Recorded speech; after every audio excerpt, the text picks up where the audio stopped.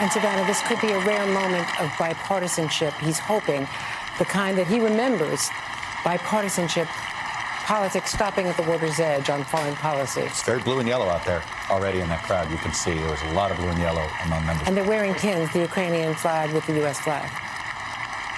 Thank you, thank you, thank you.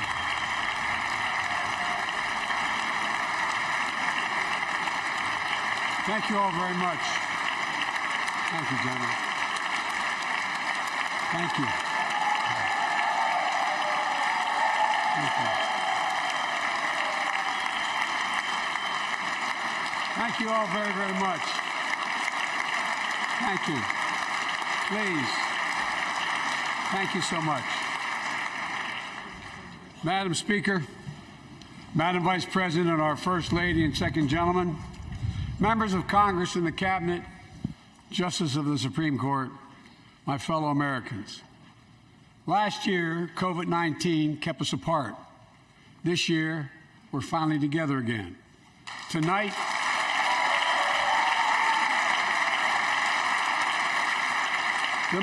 we meet as Democrats, Republicans, and Independents, but most importantly, as Americans, with the duty to one another, to America, to the American people, to the Constitution, and an unwavering resolve that freedom will always triumph over tyranny. Thank you.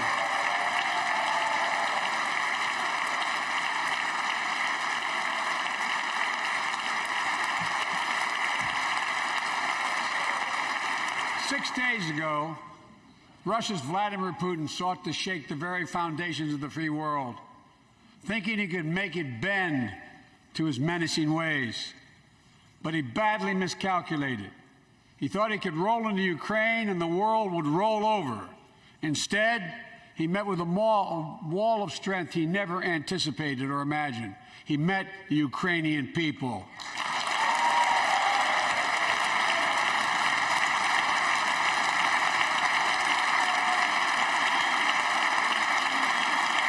From President Zelensky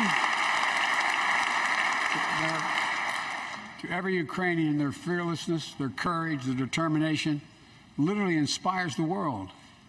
Groups of citizens blocking tanks with their bodies, everyone from students to retirees to teachers, turned soldiers defending their homeland.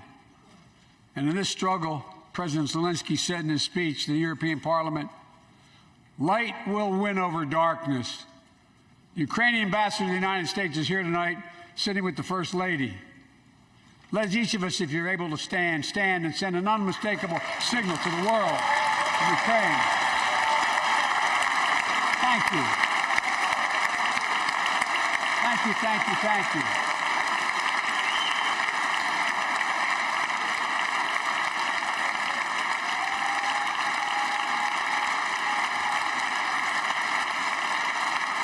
She's bright, she's strong, and she's resolved.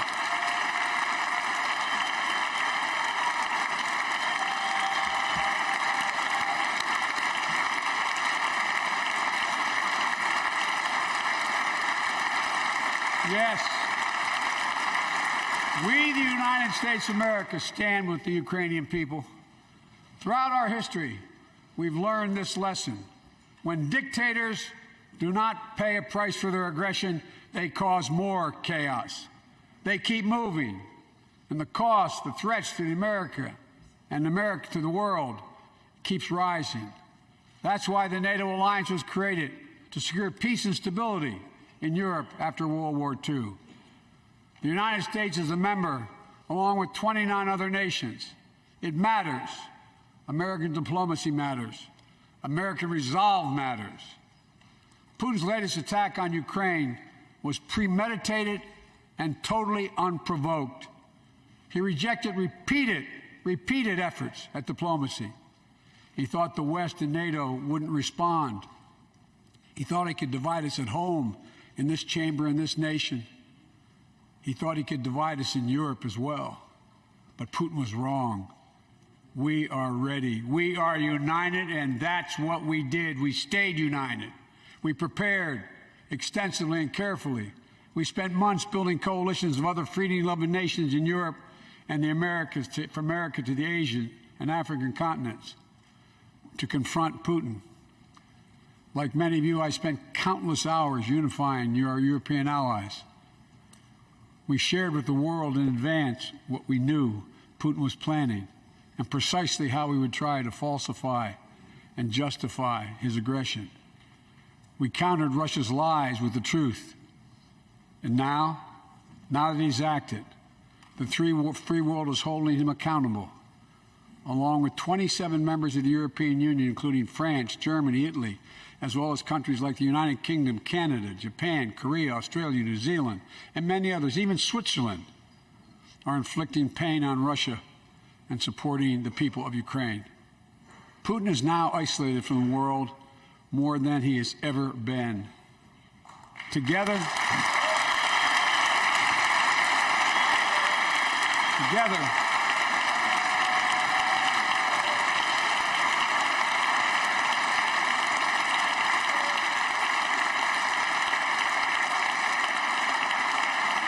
along with our allies, we are right now enforcing powerful economic sanctions. We're cutting off Russia's largest banks from the international financial system, preventing Russia's central bank from defending the Russian ruble, making Putin's $630 billion war fund worthless. We're choking Russia's access. To technology that will sap its economic strength and weaken its military for years to come. Tonight, I say to the Russian oligarchs and the corrupt leaders who bilk billions of dollars off this violent regime, no more. The United States, I mean it.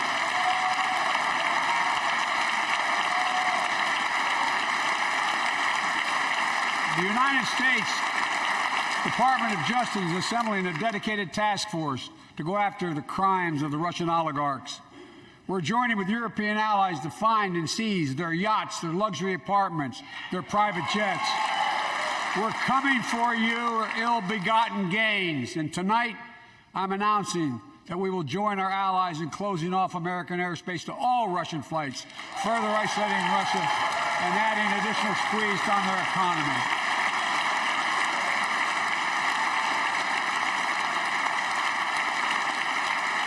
He has no idea what's coming.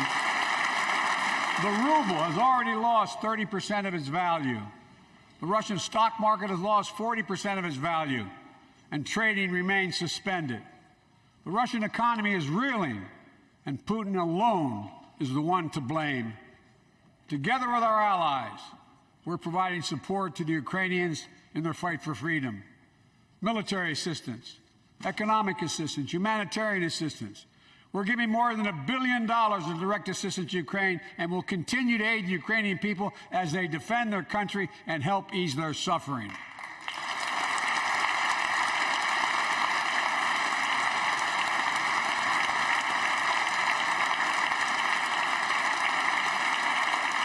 But let me be clear. Our forces are not engaged and will not engage in the conflict with Russian forces in Ukraine. Our forces are not going to Europe to fight Ukraine, but to defend our NATO allies in the event that Putin decides to keep moving west. For that purpose, we have mobilized American ground forces, air squadrons, ship deployments to protect NATO countries including Poland, Romania, Latvia, Lithuania, and Estonia. And as I've made crystal clear, the United States and our allies will defend every inch of territory that is NATO territory with the full force of our collective power. Every single inch.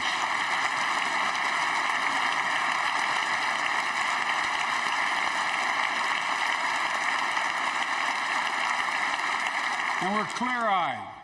The Ukrainians are fighting back with pure courage. But the next few days, weeks, and months will be hard on them. Putin has unleashed violence and chaos, but while he may make gains on the battlefield, he'll pay a continuing high price over the long run.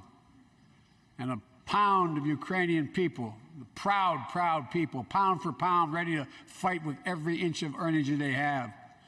They've known 30 years of independence, have repeatedly shown that they will not tolerate anyone who tries to take their country backwards. To all Americans, I'll be honest with you, as I always promised I would be. A Russian dictator invading a foreign country has cost around the world. And I'm taking robust action to make sure the pain of our sanctions is targeted at the Russian economy, and that we use every tool at our disposal to protect American businesses and consumers. Tonight, I can announce the United States has worked with 30 other countries to release 60 million barrels of oil from reserves around the world. America will lead that effort, releasing 30 million barrels of our own strategic petroleum reserve. And we stand ready to do more if necessary, united with our allies. These steps will help blunt gas prices here at home, but I know news about what's happening can seem alarming to all Americans. But I want you to know we're going to be okay. We're going to be okay. When the history of this era is written, Putin's war in Ukraine will have left Russia weaker and the rest of the world stronger. While it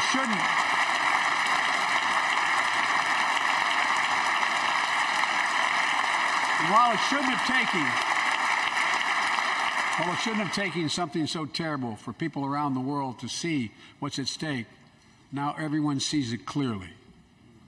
We see the unity among leaders of nations, a more unified Europe, a more unified West. We see unity among the people who are gathering in cities and large crowds around the world, even in Russia, to demonstrate their support for the people of Ukraine. In the battle between democracy and autocracies, democracies are rising to the moment, and the world is clearly choosing the side of peace and security. This is the real test, and it's going to take time. So let us continue to draw inspiration from the iron will of the Ukrainian people. To our fellow Ukrainian Americans who forged the deep bond that connects our two nations, we stand with you. We stand with you. Putin may circle Kyiv with tanks, but he'll never gain the hearts and souls of the Iranian people. He'll never extinguish their love of freedom, and he will never weaken the resolve of the free world.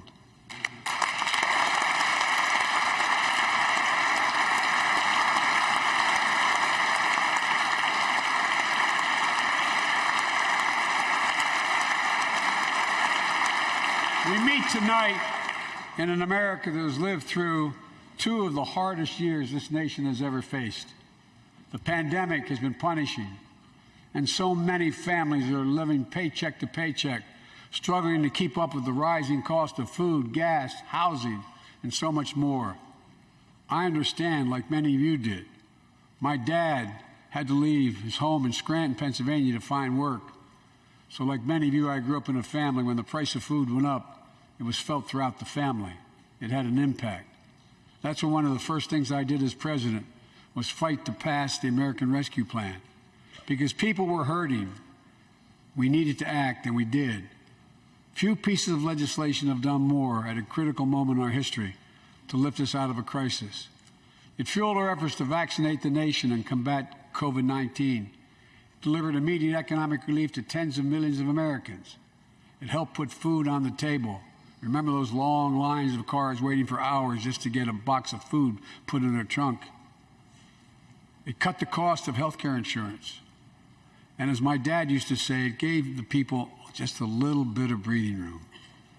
Unlike the $2 trillion tax cut passed in the previous administration that benefited the top 1% of Americans, the American Rescue Plan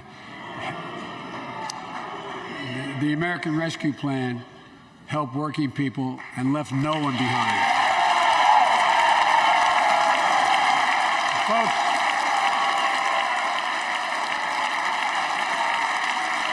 and it worked. It worked.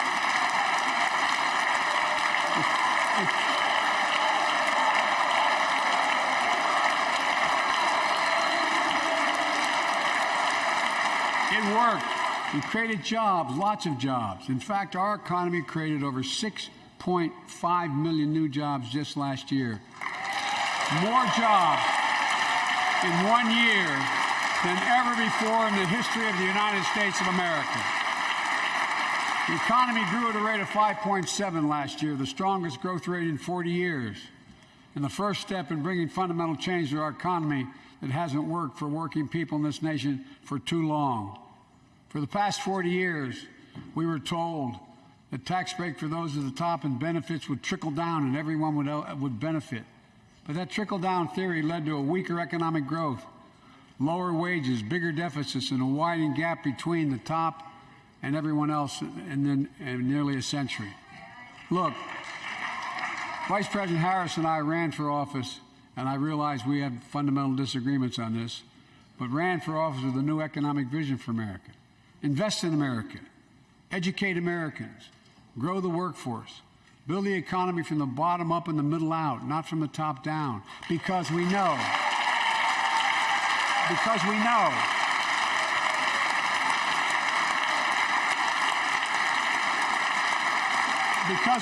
when the middle class grows, the poor have a way up and the wealthy do very well. America used to have the best roads, bridges, and airports on earth, and now our infrastructure is ranked 13th in the world. We won't be able to compete for the jobs of the 21st century if we don't fix it. That's why it was so important to pass the bipartisan infrastructure law. And I thank my Republican friends who joined to invest and rebuild America, the single biggest investment in history. It was a bipartisan effort, and I want to thank the members of both parties who worked to make it happen. We're done talking about infrastructure weeks. We're now talking about an infrastructure decade. And look, it's going to transform America, to put us on a path to win the economic competition of the 21st century that we face with the rest of the world, particularly China. I've told Xi Jinping it's never been a good bet to bet against the American people. We'll create good jobs for millions of Americans, modernizing roads, airports, ports, waterways, all across America. And we'll do it to withstand the devastating effects of climate change and promote environmental justice. We'll build a national network of 500,000 electric vehicle charging stations. Begin to replace the poisonous lead pipes so every child, every American has clean water to drink at home and at school. We're going to provide affordable, high-speed internet for every American, rural, suburban, urban, and tribal communities. 4,000 projects have already been announced. Many of you have announced them in your districts. And tonight, I'm announcing that this year, we will start fixing over 65,000 miles of highway and 1,500 bridges in disrepair. And folks,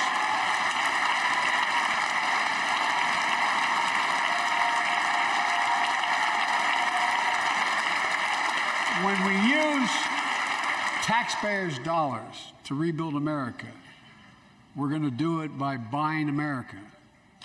Buy American products. Support American jobs. The federal government spends about $600 billion a year to keep this country safe and secure. There's been a law on the books for almost a century to make sure taxpayers' dollars support American jobs and businesses. Every administration, Democrat or Republican, says they'll do it, but we're actually doing it. We'll buy America to make sure everything from the deck of an aircraft carrier to the steel on highway guardrails is made in America from beginning to end. All of it. All of it.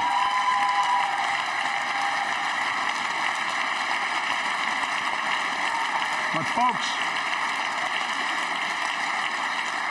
to compete for the jobs of the future, we also need a level playing field with China and other competitors. That's why it's so important to pass the Bipartisan Innovation Act sitting in Congress that will make record investments in emerging technologies and American manufacturing. We used to invest almost 2% of our GDP in research and development. We don't now. China is. Let me give you one example why it's so important to pass.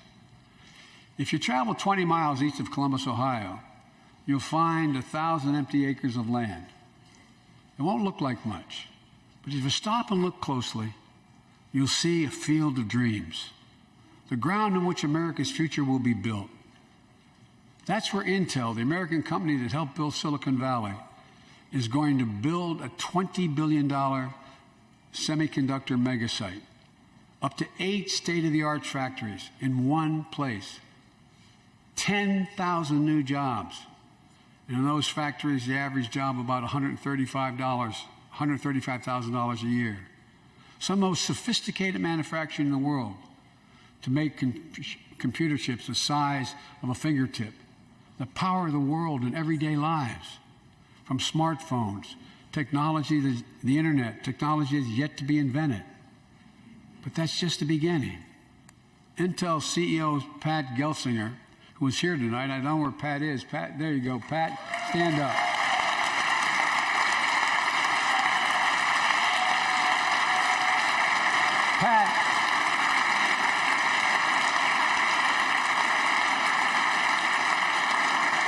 Pat came to see me, and he told me they're ready to increase their investment from $20 billion to $100 billion. That would be the biggest investment in manufacturing in American history. And all they're waiting for is for you to pass this bill. So let's not wait any longer. Send it to my desk, I'll sign it, and we'll really take off in a big way. And folks, Intel is not alone. There's something happening in America. Just look around and you'll see an amazing story. The rebirth of pride that comes from stamping products made in America. The revitalization of American manufacturing. Companies are choosing to build new factories here when just a few years ago they would have gone overseas. That's what's happening. Ford is investing $11 billion in electric vehicles, creating 11,000 jobs across the country. GM is making the largest investment in its history, $7 billion to build electric vehicles, creating 4,000 jobs in Michigan. All told, 369,000 new manufacturing jobs were created in America last year alone. Folks,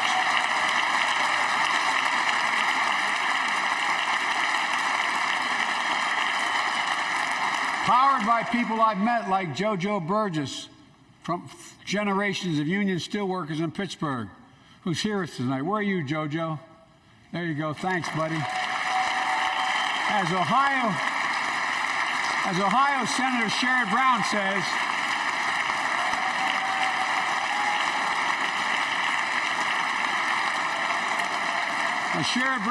it's time to bury the label Rust Belt.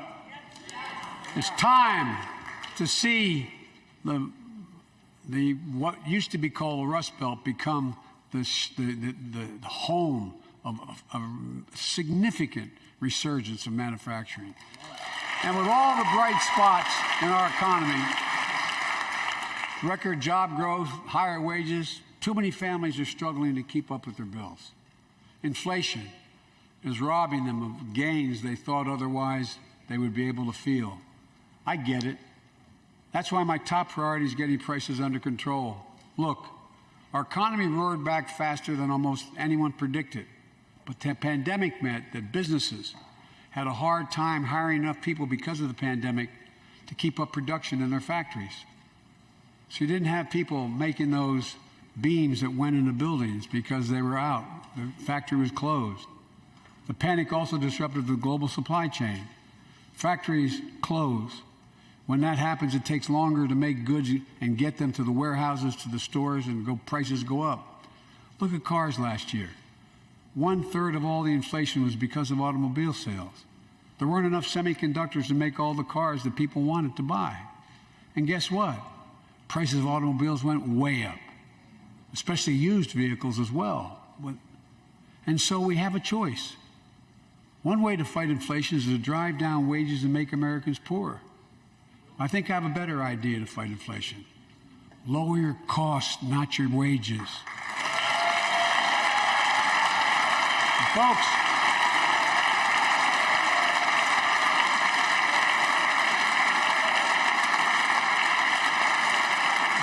means make more cars and semiconductors in America, more infrastructure and innovation in America, more goods moving faster and cheaper in America, more jobs where you can earn a good living in America. Instead of relying on foreign supply chains, let's make it in America.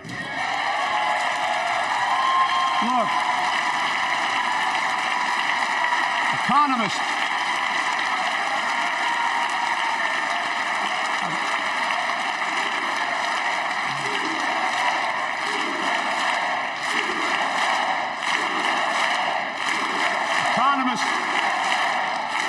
call this increasing the productive capacity of our economy. I call it building a better America.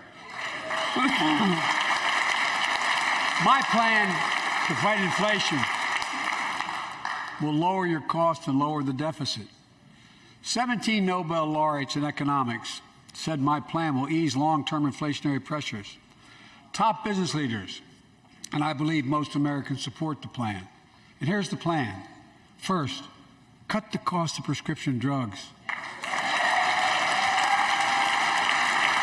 We pay more for the same drug produced by the same company in America than any other country in the world. Just look at insulin. 1 in 10 Americans has diabetes. In Virginia, I met a 13-year-old boy, the handsome young man standing up there, Joshua Davis. He and his dad both have type 1 diabetes, which means they need insulin every single day. Insulin costs about $10 a vial to make. That's what it costs the pharmaceutical company. But drug companies charge families like Joshua and his dad up to 30 times that amount. I spoke with Joshua's mom. Imagine what it's like to look at your child who needs insulin to stay healthy and have no idea how in God's name you're going to be able to pay for it. What it does to your family, but what it does to your dignity, your ability to look your child in the eye, to be the parent you expect yourself to be. I really mean to think about that. That's what I think about.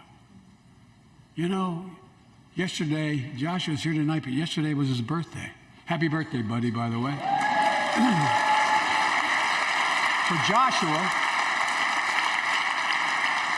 and 200,000 other young people with type 1 diabetes, let's cap the cost of insulin at $35 a month so everyone can afford it.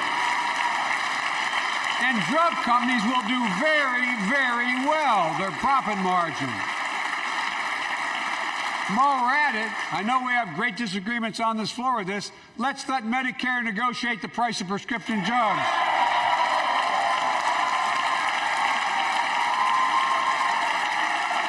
They already set the price for VA drugs. Look, the American Rescue Plan is helping millions of families with Affordable Care Act plans to save them $2,400 a year on their health premiums. Let's close the coverage gap and make these savings permanent. And second, let's cut energy costs for families, an average of $500 a year by combating climate change. Let's provide an investment tax credits to weatherize your home and your business, to be energy efficient and get a tax credit for it. Double America's clean energy production in solar, wind, and so much more. Lower the price of electric vehicles, saving another $80 a month that you're not going to have to pay at the pump. Folks,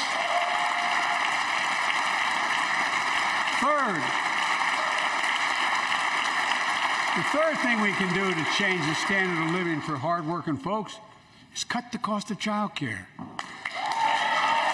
Cut the cost of child care. Folks, if you live in a major city in America, you pay up to $14,000 a year for child care per child. I was a single dad for 5 years, raising 2 kids. I had a lot of help, though. I had a mom, a dad, a brother, and a sister that really helped. But middle class and working folks shouldn't have to pay more than 7% of their income to care for the young children. My plan My plan would cut the cost of child care in half for most families and help parents, including millions of women who left the workforce during the pandemic because they couldn't afford child care, to be able to get back to work, generating economic growth.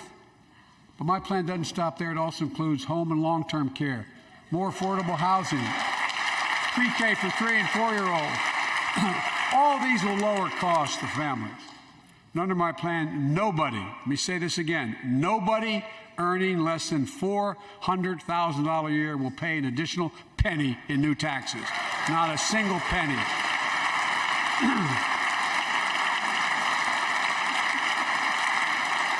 I may be wrong, but my guess is if we took a secret ballot in this floor, that we'd all agree that the present tax system ain't fair. We have to fix it. I'm not looking to punish anybody. But let's make corporations and wealthy Americans start paying their fair share. Look, last year,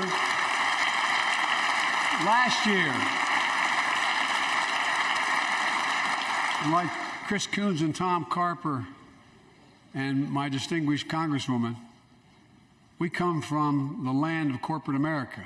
There are more corporations incorporated in America than every other state in America combined. And I still won 36 years in a row. The point is, even they understand they should pay just a fair share. Last year, 55 of the Fortune 500 companies earned $40 billion in profit and paid zero in federal taxes. Now look, it's not fair. That's why I proposed a 15% minimum tax rate for corporations. And that's why in the G7 and other meetings overseas, we're able to put together, I was able to be somewhat helpful, 130 countries agree on a global minimum tax rate. So companies can't get out of paying their taxes at home by shipping jobs and factories overseas. It'll raise billions of dollars.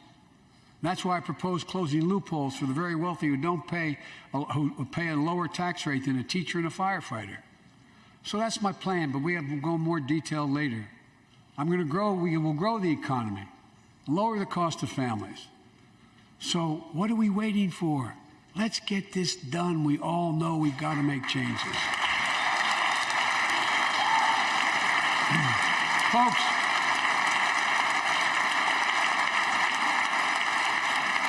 and while you're at it, confirm my nominees for the Federal Reserve, which plays a critical role in fighting inflation. My plan will not only lower costs and give families a fair shot, it will lower the deficit. The previous administration not only ballooned the deficit with those tax cuts for the very wealthy and corporations, it undermined the watchdogs, the job of those to keep pandemic relief funds being wasted. Remember we had those debates about whether or not those watchdogs should be able to see every day how much money was being spent, where was it going to the right place? But in my administration, the watchdogs are back. And we're going to go after the criminals who stole billions of relief money meant for small business and millions of Americans. Tonight, I'm announcing that the Justice Department will soon name a chief prosecutor for pandemic fraud.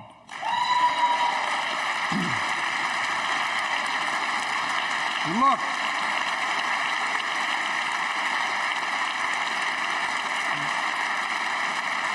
I think we all agree, thank you. By the end of this year, the deficit will be down to less than half of what it was before I took office. The only president ever to cut the deficit by more than $1 trillion in a single year. Lowering your cost also meant demanding more competition. I'm a capitalist, but capitalism without competition is not capitalism. Capitalism without competition is exploitation.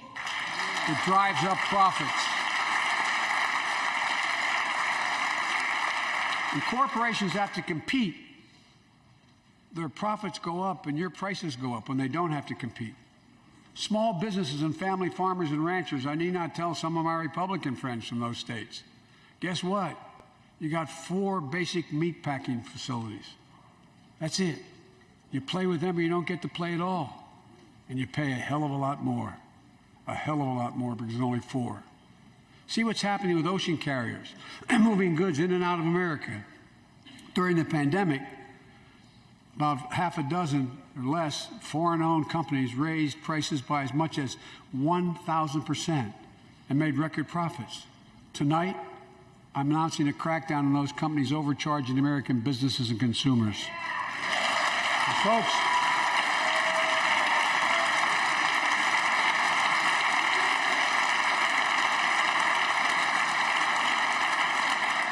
and as Wall Street firms take over more nursing homes, quality in those homes has gone down and costs have gone up.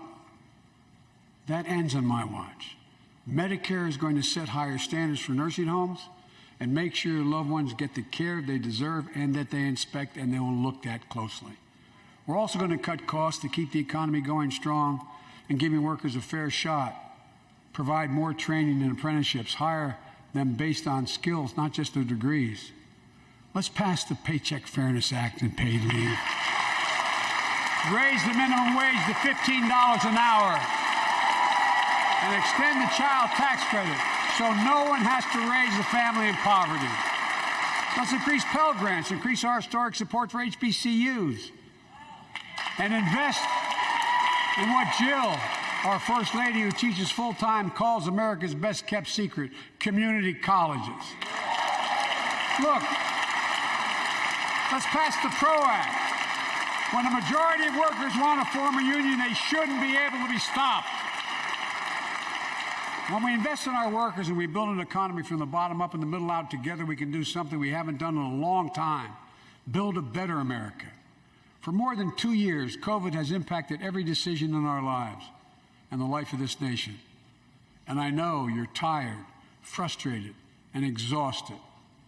That doesn't even count the close to 1 million people who sit at a dining room table or a kitchen table and look at an empty chair because they lost somebody. But I also know this, because of the progress we've made, because of your resilience and the tools that we have been provided by this Congress, tonight I can say we're moving forward safely back to more normal routines. We've reached a new moment in the fight against COVID-19, where severe cases are down to a level not seen since July of last year. Just a few days ago, the Center for Disease Control and Prevention issued a new mask guidelines. Under the new guidelines, most Americans and most of the country can now go mask-free. And based on projections, more of the country will reach a point across the next couple of weeks. And thanks to the progress we've made in the past year, COVID-19 no longer need control our lives. I know some are talking about living with COVID-19, but tonight I say that we never will just accept living with COVID-19. We'll continue to combat the virus as we do other diseases. And because this virus mutates and spreads, we have to stay on guard. And here are 4 common sense steps as we move forward safely, in my view. First, stay protected with vaccines and treatments. We know how incredibly effective vaccines are. If you're vaccinated and boosted, you have the highest degree of protection. And we'll never give up on vaccinating more Americans. Now, I know parents with kids under 5 are eager to see their vaccines authorized for their children.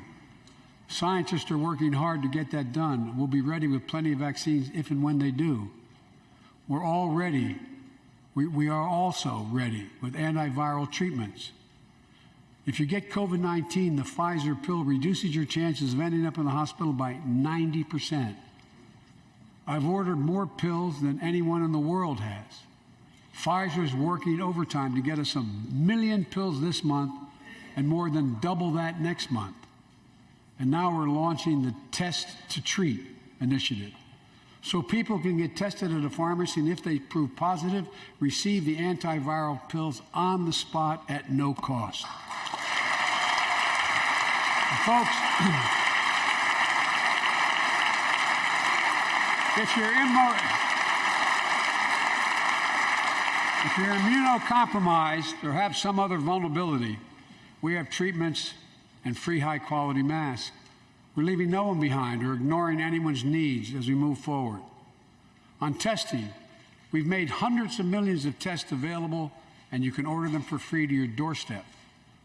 And we've already ordered free tests. If you already ordered free tests tonight, I'm announcing you can order another group of tests. Go to covidtest.gov starting next week, and you can get more tests. Second, we must prepare for new variants.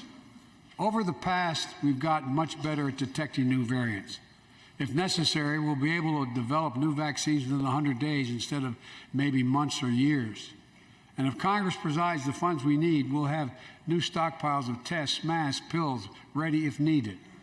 I can't promise a new variant won't come, but I can promise you we'll do everything within our power to be ready if it does. Third,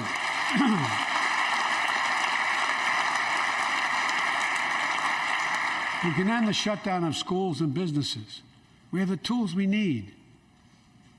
It's time for America to get back to work and fill our great downtowns again with people. People working from home can feel safe and begin to return to their offices. We're doing that here in the federal government.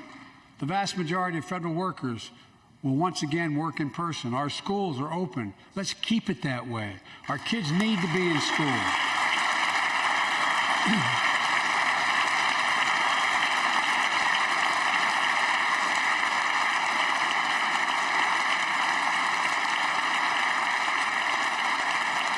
With 75% of adult Americans fully vaccinated and hospitalizations down by 77%, most Americans can remove their masks and stay in the classroom and move forward safely. We achieved this because we provided free vaccines, treatments, tests, and masks. Of course, continuing this costs money, so I'll not surprise you. I'll be back to see you all. And I'm going to soon send a request to Congress. The vast majority of Americans have used these tools and may want again. We may need them again, so I expect Congress, and I hope you'll pass that quickly. Fourth, we'll continue vaccinating the world. We've sent 475 million vaccine doses to 112 countries, more than any nation on earth. We won't stop because you can't build a wall high enough to keep out a vaccine. The vaccine can stop the spread of these diseases. You know, we've lost so much in COVID-19. Time with one another. The worst of all, the loss of life. Let's use this moment to reset. So stop looking at COVID as a partisan dividing line. See it for what it is, a god-awful disease. Let's stop seeing each other as enemies and start seeing each other for who we are, fellow Americans. Look,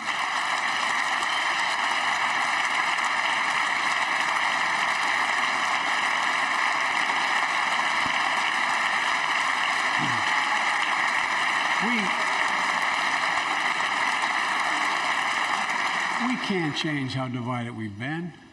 It was a long time in coming. But we can change how to move forward on COVID-19 and other issues that we must face together. I recently visited New York City Police Department days after the funerals of Officer Wilbur Mora and his partner, Officer Jason Rivera. They were responding to a 9/11 call when a man shot and killed them with a stolen gun. Officer Mora was 27 years old. Officer Rivera was 22 years old. Both Dominican Americans who grew up in the same streets that they later chose to patrol as police officers.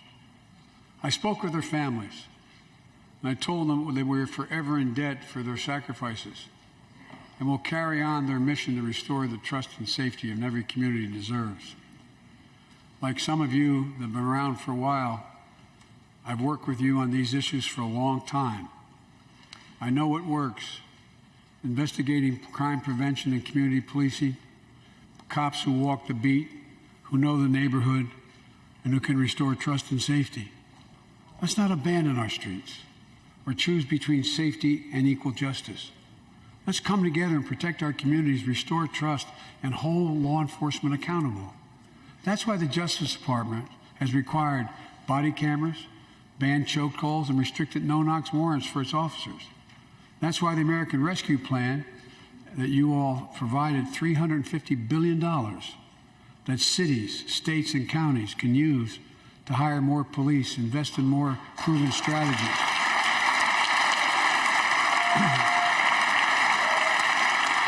Proven strategies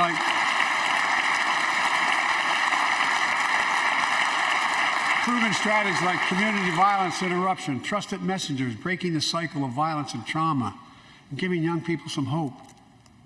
We should all agree the answer is not to defund the police.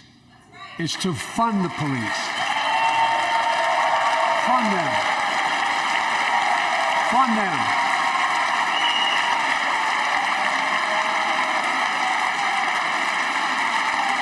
Fund them with resources and training. Resources and training they need to protect our communities. I ask Democrats and Republicans alike to pass my budget and keep our neighborhoods safe. And we'll do everything in my power to crack down on gun trafficking of ghost guns that you can buy online, assemble at home, no serial numbers, can't be traced. I ask Congress to pass proven measures to reduce gun violence. Pass universal background checks. Why should anyone on the terrorist list be able to purchase a weapon? Why? Why? And folks, ban assault weapons with high-capacity magazines that hold up to 100 rounds. You think the deer are wearing Kevlar vests? Look, repeal the liability shield that makes gun manufacturers the only industry in America that can't be sued. The only one. Imagine had we done that with the tobacco manufacturers. These laws don't infringe on the Second Amendment. They save lives. The most fundamental right in America is the right to vote and have it counted. And look, it's under assault. In state after state, new laws have been passed. Not only to suppress the vote, we've been there before, but to subvert the entire election. We can't let this happen. Tonight I call on the Senate to pass the Freedom to Vote Act, pass the John Lewis Act, Voting Rights Act. And while you're at it, pass the Disclose Act so Americans know who's funding our elections. Look, tonight, I like to honor someone who dedicated his life to serve this country. Justice Breyer, an Army veteran, constitutional scholar, retiring justice of the United States Supreme Court. Justice Breyer, thank you for your service. Thank you, thank you, thank you.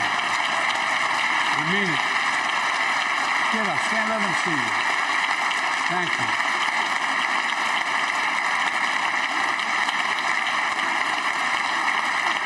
And we all know, no matter what your ideology, we all know one of the most serious constitutional responsibility a president has is nominating someone to serve on the United States Supreme Court. As I did 4 days ago, I've nominated the Circuit Court of Appeals, Ketanji Brown Jackson, one of our nation's top legal minds, who will continue in Justice Breyer's legacy of excellence. A former top litigator in private practice, a former federal public defender, from a family of public school educators and police officers. She's a consensus builder. Since she's been nominated, she's received a broad range of support, including the Fraternal Order of Police and former judges supported by Democrats and Republicans. Folks, if we're to advance liberty and justice, we need to secure our border and fix the immigration system.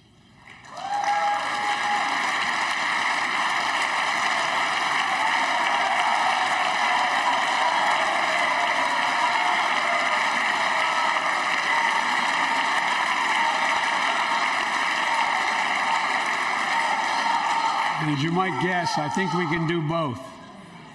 At our border, we've installed new technology like cutting-edge scanners to better detect drug smuggling. We've set up joint patrols with Mexico and Guatemala to catch more human traffickers. We're putting in place dedicated immigration judges in a significant larger number so families fleeing persecution and violence can have their cases heard faster and those who don't legitimately hear can be sent back. We're screening, we're securing commitments and supporting partners in South and Central America to host more refugees and secure their own borders. We can do all this while keeping lit the torch of liberty that has led a generation of immigrants to this land, my forebears and many of yours. Provide a pathway to citizenship for dreamers, those with temporary status, farm workers, essential workers. Revise our laws so businesses have workers they need and families don't wait decades to reunite. It's not only the right thing to do, it's economically smart thing to do. That's why the immigration reform is supported by everyone from labor unions to religious leaders to the U.S. Chamber of Commerce. Let's get it done once and for all. Folks,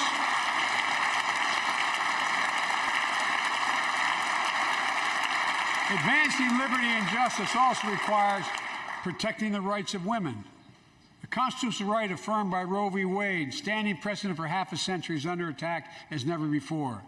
If you want to go forward, not backwards, we must protect access to health care, preserve a woman's right to choose, and continue to advance maternal health care for all Americans. And folks, for our LGBTQ plus Americans, let's finally get the Bipartisan Equality Act to my desk. The onslaught of state laws targeting transgender Americans and their families, it's simply wrong. And I said last year, especially to our younger transgender Americans, I'll always have your back as your president so you can be yourself and reach your God-given potential. Folks,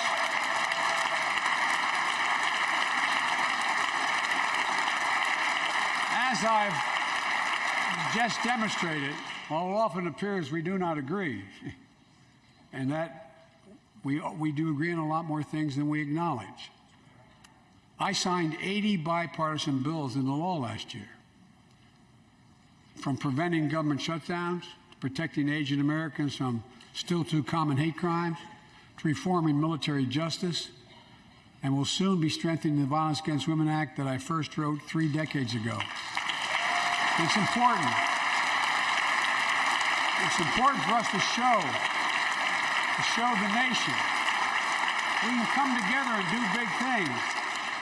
So tonight I'm offering a unity agenda for the nation. 4 big things we can do together, in my view. First, beat the opioid epidemic. There's so much we can do. Increase funding for prevention, treatment, harm reduction, and recovery. Get rid of outdated rules and stop doctors that stop doctors from prescribing treatments. Stop the flow of illicit drugs by working with state and local law enforcement to go after the traffickers. And if you're suffering from addiction, you should know you're not alone. I believe in recovery, and I celebrate the 23 million Americans in recovery. Second, let's take on mental health, especially among our children whose lives and education have been turned upside down. The American Rescue Plan gave schools money to hire teachers and help students make up for lost learning. I urge every parent to make sure your school does just that. They have the money. We can all play a part. Sign up to be a tutor or a mentor. Children were also struggling before the pandemic: bullying, violence, trauma, and the harms of social media. As Frances Haugen, who is here tonight with us, has shown, we must hold social media platforms accountable for the national experiment they're conducting on our children for profit.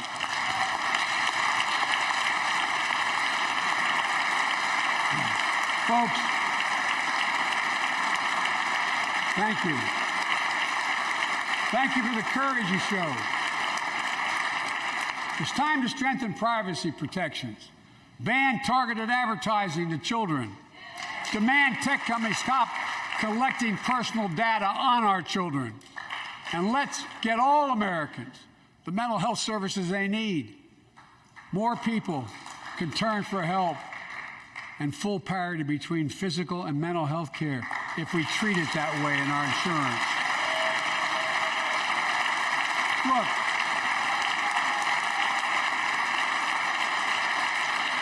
The third piece of that agenda is support our veterans. Veterans are the backbone and the spine of this country. They're the best of us. I've always believed that we have a sacred obligation to equip those we send to war and care for those in their family when they come home. My administration is providing assistance in job training, housing, and now helping lower-income veterans get VA care debt-free.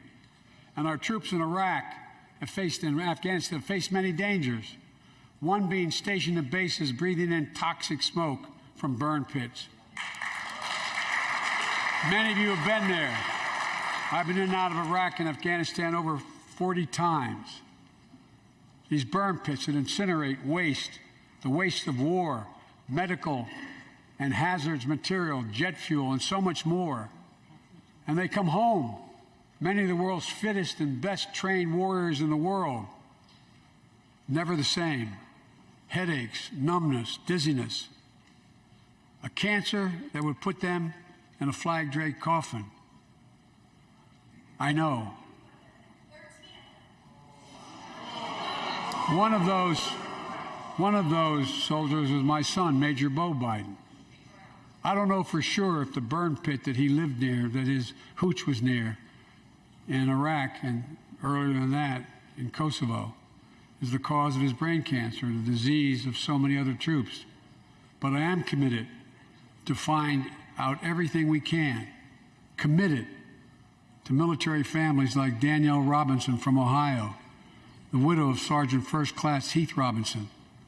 He was born a soldier, Army National Guard, combat medic in Kosovo and Iraq, stationed near Baghdad, just yards from burn pits the size of football fields. Danielle is here with us tonight. They love going to Ohio State football games.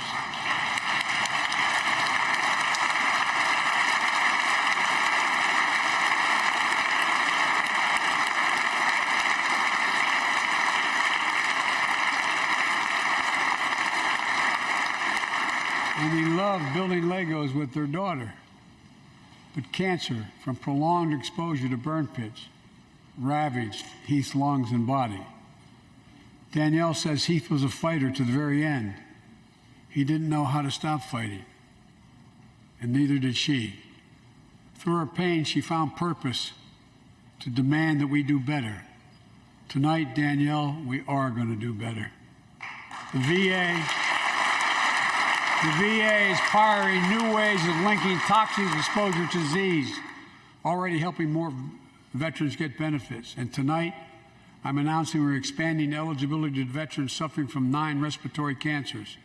I'm also calling on Congress to pass a law to make sure veterans devastated by toxic exposure in Iraq and Afghanistan finally get the benefits and the comprehensive health care they deserve.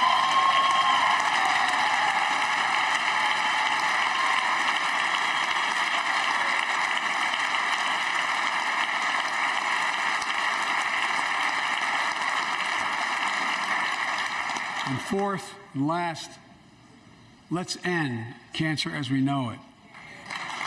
This is personal.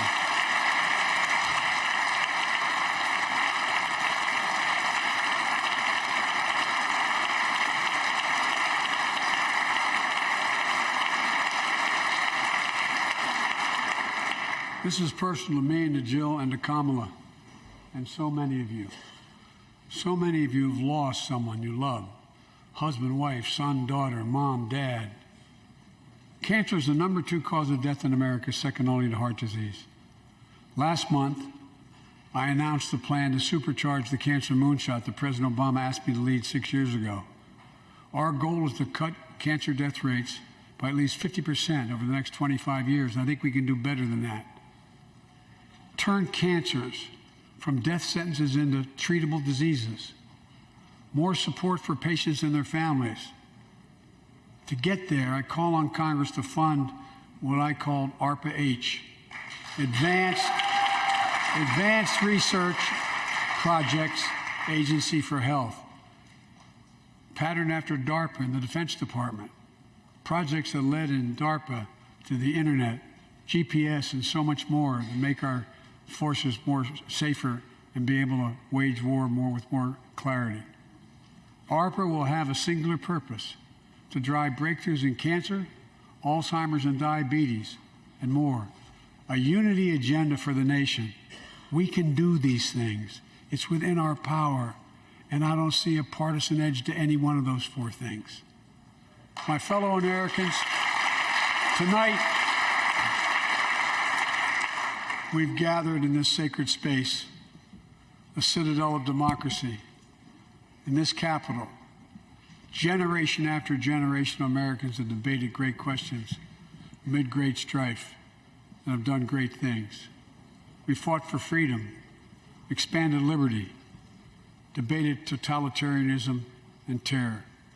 We built the strongest, freest, and most prosperous nation the world has ever known. Now is the hour, our moment of responsibility, our test of resolve and conscience, of history itself. It is in this moment that our character of this generation is formed. Our purpose is found. Our future is forged. Well, I know this nation. We'll meet the test, protect freedom and liberty, expand fairness and opportunity, and we will save democracy. As hard as those times have been, I'm more optimistic about America today than I've been my whole life, because I see the future that's within our grasp, because I know there's simply nothing beyond our capacity. We're the only nation on earth that has always turned every crisis we've faced into an opportunity. The only nation that can be defined by a single word: possibilities. So on this night, on our 245th year as a nation, I've come to report on the state of the nation, the State of the Union. And my report is this: the State of the Union is strong because you, the American people, are strong. We are stronger today. We are stronger today than we were a year ago. And we'll be stronger a year from now than we are today. This is our moment to meet and overcome the challenges of our time. And we will, as one people, one America, the United States of America. God bless you all, and may God protect our troops. Thank you. Go get him. Thanks for watching our YouTube channel. Follow today's top stories and breaking news by downloading the NBC News app.